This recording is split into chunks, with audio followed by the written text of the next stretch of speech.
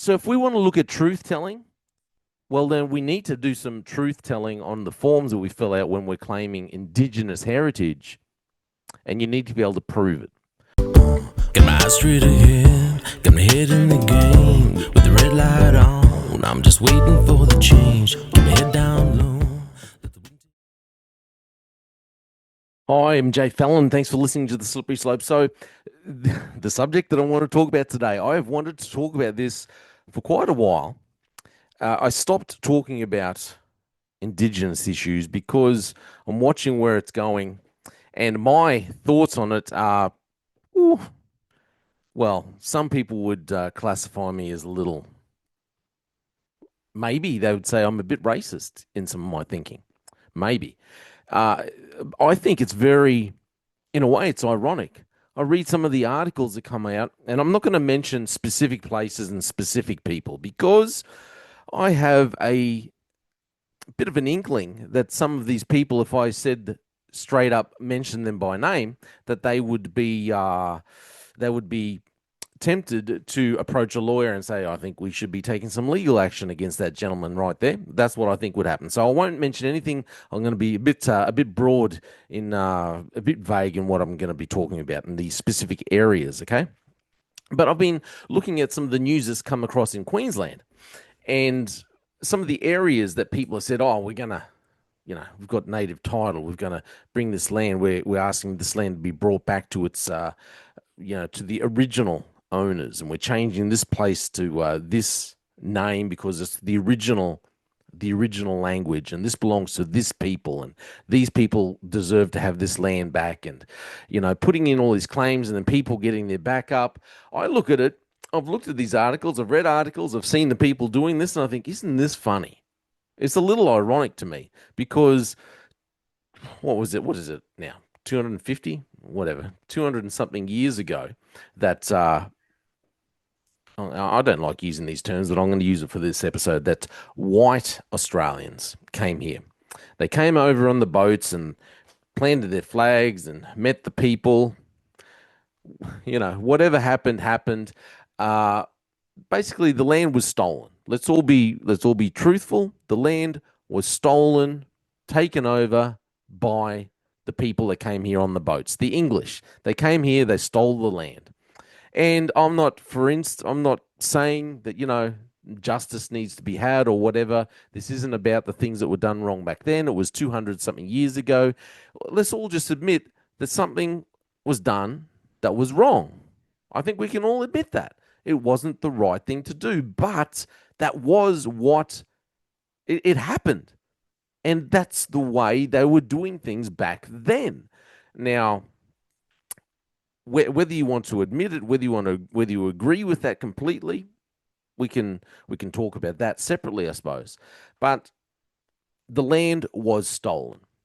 Now you fast forward 200 plus years later, it seems to me that the land's being stolen again. And while some people would stand up and say, native title, the land's being taken back to these indigenous groups and they're taking it back from the people who own it now, and, it's being given back to them. I look at it and think, oh, no, no, no. The land's being stolen, I think. It's being stolen again, and it's being stolen uh, by white people. Again, just my opinion, okay? Now, there's people there who are taking the land back, and they might have a little bit of indigenous heritage. They can stand up and they may, not all of them, some of them can stand up and say, yep, I trace my heritage back. I have some indigenous lineage. And that's about it. I look at some of these people who are doing this going, they're predominantly white fellas. So it's really white fellas stealing land using the law back and stealing the land off other white fellas. That's all that's happening again.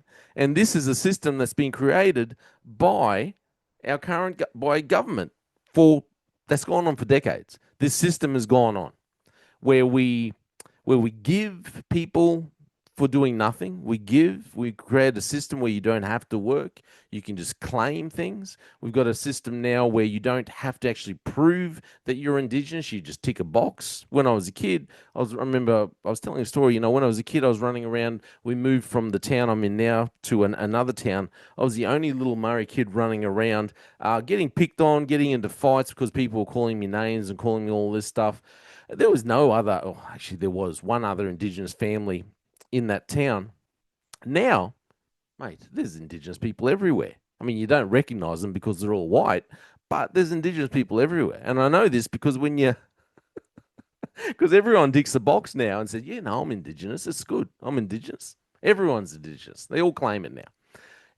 So this is what I think. This is what I'm making a bit of fun at the current system and what's happening. I do feel sorry for people who are going through this where they're having to maybe give up land and land's being given back to people who maybe don't really deserve it. However, I think we could fix this, no problem. I think the land, I'm all for giving the land back to the Indigenous people. I think, yep, 100% we should do it. We should give it back to Indigenous people who are from that area with a couple of caveats. For one, you have to be, if you're an Indigenous person, you have to be raised, living in that community, living in that area as an Indigenous person and known as an Indigenous person. Second caveat, you have to prove it with a DNA test. And you cannot have other any other nationality, heritage in your system, in your DNA. You cannot be, for example, let's talk about a chap I did an episode on when we were talking about The Voice. His great one great great grandparent. He was a grandfather. So not grandfather, not great grandfather, but great great grandfather. Which means out of 16 great great grandparents, one of them was Indigenous, full blooded Indigenous. This chap was pro voice, standing up there, jeering at Natasha Price because, she was apparently racist. She hates black people, she hates Indigenous people, and him, as white as my t-shirt, standing up claiming to be a true Aboriginal person, him and his 1/16th. You can't, okay? You just can't. If I think we give the land back, but you have to prove. You can't just tick a box. You have to live in the community. You have to be known as Indigenous, Australian Indigenous, and you have to get a DNA test. And you can't have one of your great great grandfathers who was Aboriginal. You can't even have two of your great great grandparents. You must be 100% Australian Indigenous. There cannot be anything else, nothing else in your bloodline. There cannot be any other heritage in your bloodline. You cannot have any European, nothing in your European in your bloodline at all. Nothing from any other than Torres Strait Island, but nothing from any of the other cultures around here. Okay? Nothing. It cannot be any Chinese, no Indonesian, no European, no American, nothing other than Australian Indigenous. Then you can have the land back. And these are the things you have to prove. And then I think, yeah, okay, 100%. Now, just to be clear, I immediately would be cut out. There'd be nothing. I could not claim a thing. And actually, there's no one in my family, immediate family, that would be able to claim anything. Nothing at all. Because everyone's got a little bit of something else along the line. Everyone. The only people that I've ever met who are 100% Indigenous live up in the far north, the only ones that I've ever met, and from Northern Territory. Far north, Northern Territory. They live in communities, nothing else in their bloodline. Nothing else. They're the only people. That would be the only time I support it. So when the Victorian government comes out, I'm talking about all this because the Victorian Parliament, they passed the treaty for Indigenous people. Legislation to enact the treaty, it already passed through the lower chamber of Victorian Parliament, and the upper chamber has now passed it into law. Under the treaty, Victoria would establish a First Peoples Assembly to help develop policy that affects the state's Indigenous residents as well as oversee truth telling in the community. So if we want to look at truth telling, well, then we need to do some truth telling on the forms that we fill out when we're claiming Indigenous heritage, and you need to be able to prove it.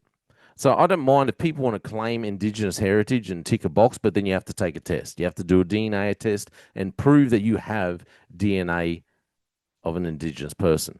But then if you're going to claim some kind of land rights, well, then you cannot do it unless you are 100% only Indigenous.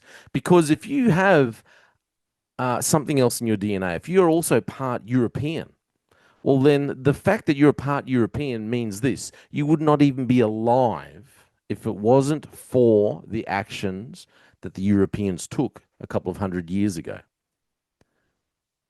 That's just a fact. So what we can all acknowledge that things weren't done exactly how they should have been done. Maybe they could have been done better. Definitely could have been done better. However, someone like me, someone like a vast majority of these people who are standing up there claiming claiming land rights and claiming treaty, you can't claim it if you're not 100% Indigenous. I'm sorry. You need to be 100% Indigenous. Otherwise, you wouldn't even be here. You wouldn't even be here if it wasn't for the fact that this land was invaded. I wouldn't be here if it wasn't for the fact that, one, my father's someone in his bloodline was brought over as a convict. In my mother's bloodline, you have Indigenous heritage, and you also have the South Sea Islander heritage, where they were brought over as two of my great grandfathers were brought over as slaves. So I wouldn't even be here if the English hadn't used slaves from the South Seas over here. So as much as I can say, oh, okay, a bit of slavery there in my family history, that's not good. But I wouldn't even be here if they hadn't had slavery. So I'm benefiting from the hard times that my great grandparents went through.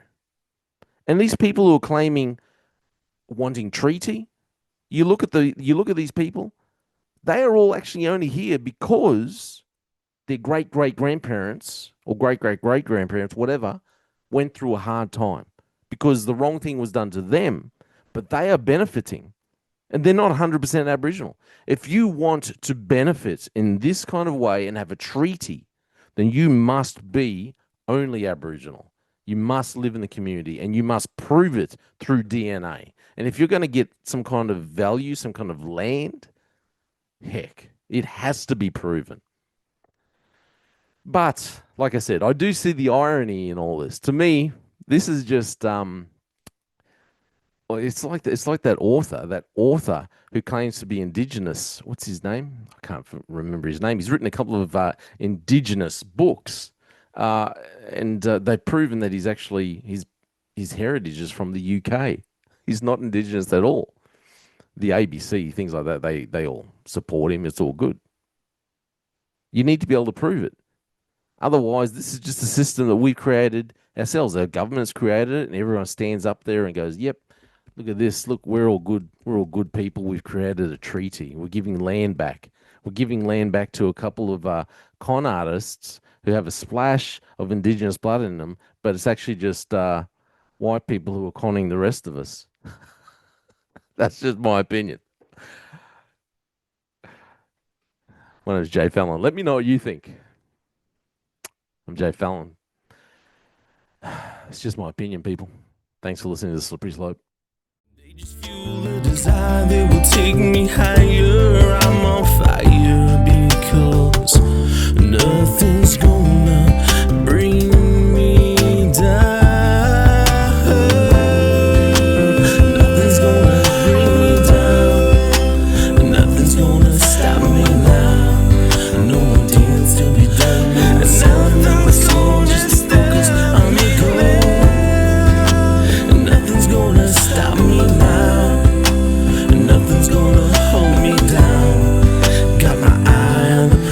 on the side.